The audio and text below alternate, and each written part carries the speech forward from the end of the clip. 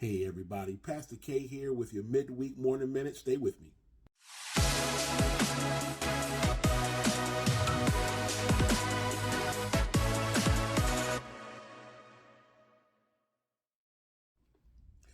Romans 12:2.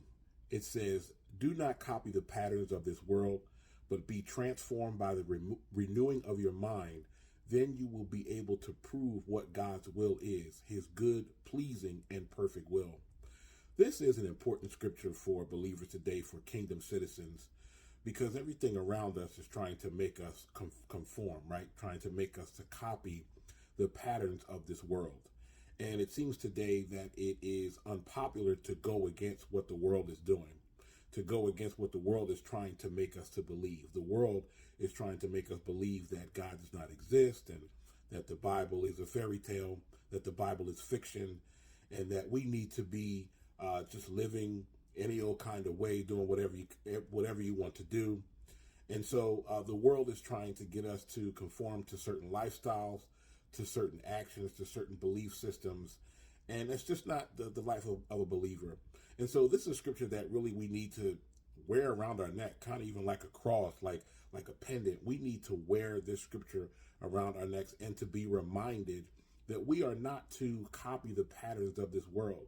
The patterns of this world are all about self-pleasing. It's all about selfishness and doing for you, and not even being concerned about what God may be thinking or God's will for your life.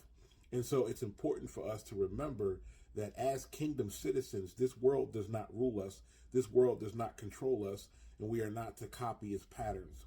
The scripture before this, Romans 12:1, it says that we are to offer our bodies as living sacrifices.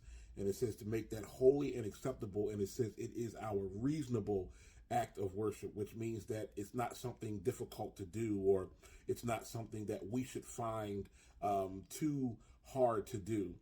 It's something that should be very easy for us to do. It's reasonable. It's the least we could do, which is to offer our bodies living sacrifices. And so if we take that scripture and then run right into the next one, then it gives us more instructions, more of what to do, which is to not copy the patterns of this world. So if we're going to offer our bodies as living sacrifices and allow God to have his way, even with our bodies, even with what we do, where we find ourselves, the things that we say, the places that we go, if we're going to allow God to lead us and guide us in that way, then the next part of it tells us that we need to renew our minds. We need to be transformed. We need to be changed. We need to be something that maybe we're not used to being, or be something that others aren't used to us seeing. Definitely be something that the world would not want us to be.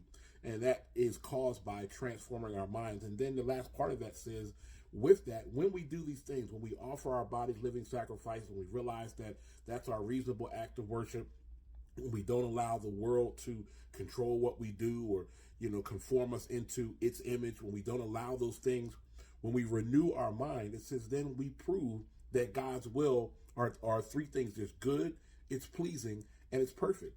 Then we find ourselves fitting right into God's will, fitting right into God's good, pleasing, and perfect will when we transform our minds.